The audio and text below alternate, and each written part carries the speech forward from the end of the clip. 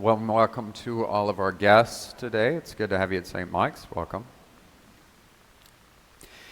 So recently, one of my personal heroes, passed away. He was a good man. His name was Dr. James Hitchcock. He was a professor emeritus at St. Louis University, where I studied philosophy. And many people think that Dr. Hitchcock was probably like the most amazing church historian we've had in over 100 years. The guy was incredible. But he was a really humble guy, too, just a humble dude with a big heart, Dr. Hitchcock.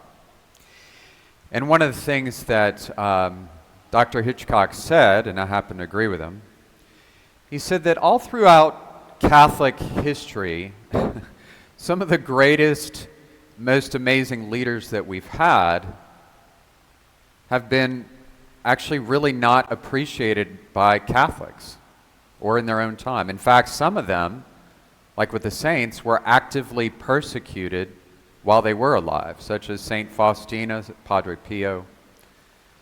So one of the people that he said was kind of underappreciated was a guy named Pope Pius XII. And if you don't know who that is, he was the Pope during the Second World War. Poor guy. I mean, he had to deal with Hitler, Stalin, Mao Zedong, Franco, Mussolini.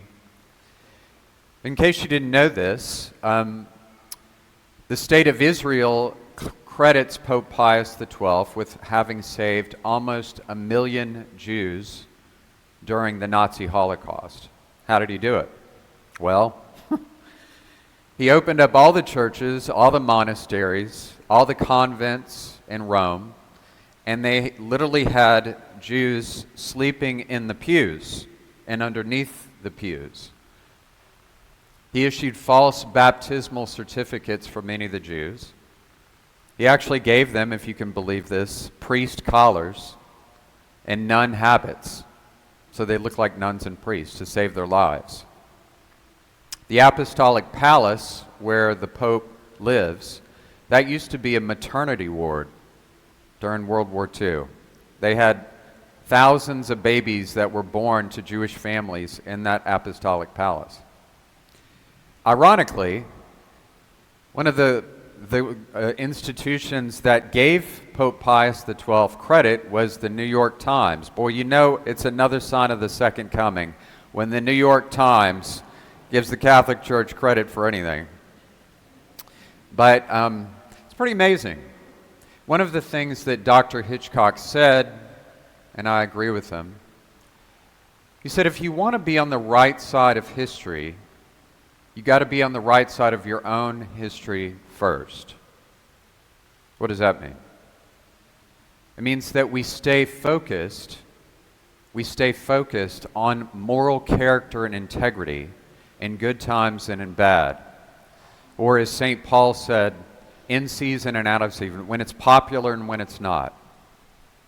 That's important. Because as Jesus says in the gospel, when we get to the end of our life and we look back, you don't want to have regrets at that time, folks. I've been with people who do.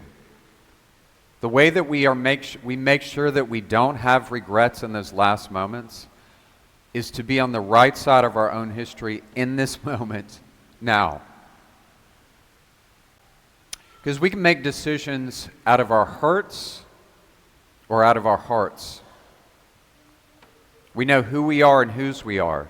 People make decisions out of their hurts, and as you know, hurt people often hurt people. It's the language they speak, right? They've been hurt and they pass on the love to other people. It's what they know. I'm going to hurt you before you hurt me. And we've all known people that have done this. On the other hand, we can choose to act out of our hearts. Jesus says in Mark chapter 7, for instance, it's not what you eat that poisons you. You can eat anything you want. He said, from the heart comes gossip and envy and resentment and bitterness and blah, blah, blah, blah, blah. That's what poisons you. What's your heart like? In other words, what kind of person are you? That's what matters. It's what's gonna matter. That's why Jesus says, last line, the last will be first, and the first will be. So if we want to be first, we have to take a long, hard look at that heart, man. It takes humility. Let me give you some examples, if you don't mind, of people who are on the right side of history and the wrong side of history. First century Christians. Did you know, in case you didn't know this, in the first century, if you had a child that was born deformed or special needs, it was normal at that time for them to take the baby, take it out to nature, and leave it. They called it exposing it to nature.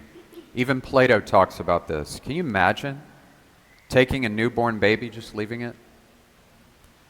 First century Christians said, I don't think so. I don't think so. And they set up orphanages for these babies. They set up homes for widows. They set up schools. They set up hospitals. Oh, and by the way, some of the people that they were helping in those hospitals were the same Roman soldiers that were killing their family members. Right side of history, wrong side of history. 16th century. Anybody ever heard of the East India Trading Company? So if many people think if the East India Trading Company was around today, it would be worth far more than Apple. They traded spices, but their number one trade, does anybody know? Slaves. The slave trade, especially the British East India Company. To question this at the time, folks, was, I'm not kidding, it was like questioning oxygen. They're like, what? What are you talking about? It's part of the culture. It's a big deal. So Pope Eugene at the time, Eugene IV, Pope Paul III, they would said, that's not going to happen. Not only did they forbid Catholics to have anything to do with the slave trade, they excommunicated anybody involved with this.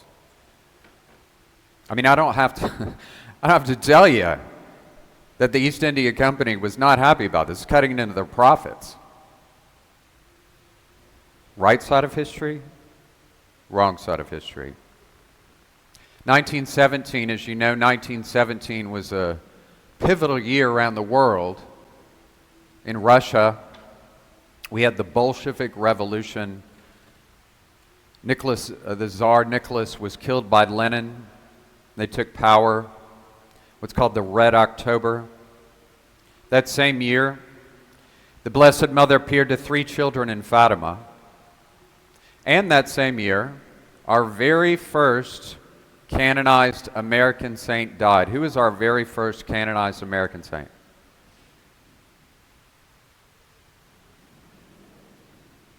Saint Mother Cabrini, Frances Xavier Cabrini from Italy. So she shows up in New York City with 3 of her sisters. She goes to meet the Archbishop at the time. His name is Archbishop Corrigan. He's an Irishman. She shows up and she says, we've come here across this little body of water called the Atlantic, which, by the way, she almost drowned as a child. She was terrified of water. She comes across the ocean. You can imagine the stress. She shows up in New York. She goes to the Archbishop.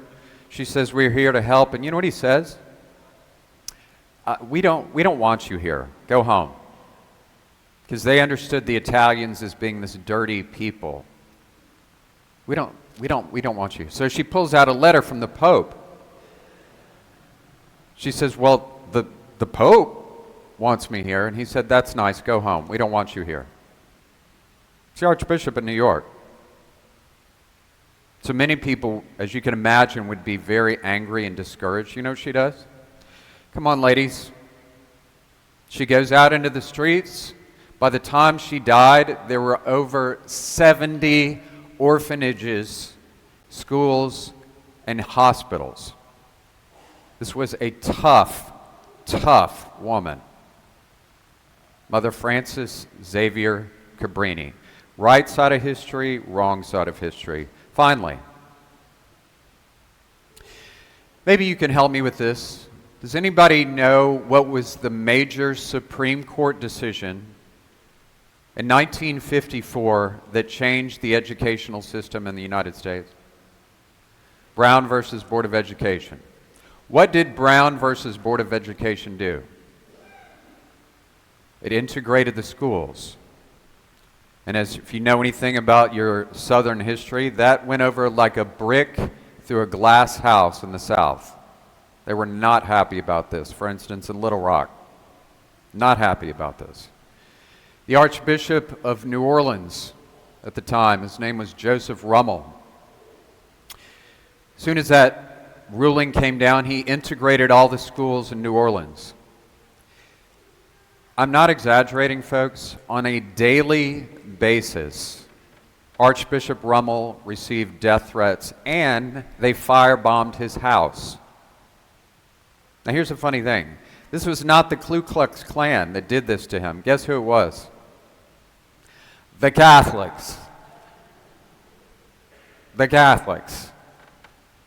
His own people did this. People do not like change one bit.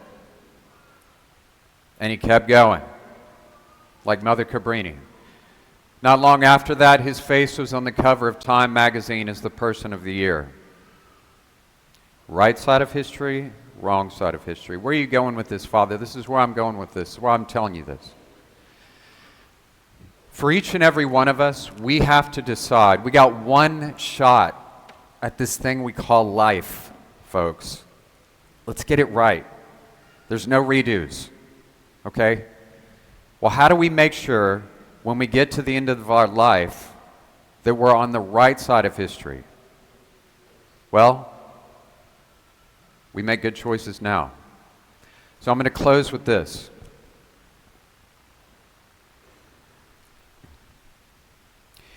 People will get their self-esteem and their self-worth from many different places. From who I play golf with, from my position at work, how popular I am, my good looks, where I went to school, who I'm rubbing shoulders with, and how many followers I have on social media. People will get their self-worth from this. Let me just be crystal clear on this point, okay, in case there's any doubt. There's nothing wrong with those things. But in the eyes of God, they mean nothing. And when we leave this world, all of those things are going to dissolve away. What will mean something to God then? We can sum it up in one sentence. What kind of person are you? And the type of person we are when we leave this world starts right now with being on the right side of history.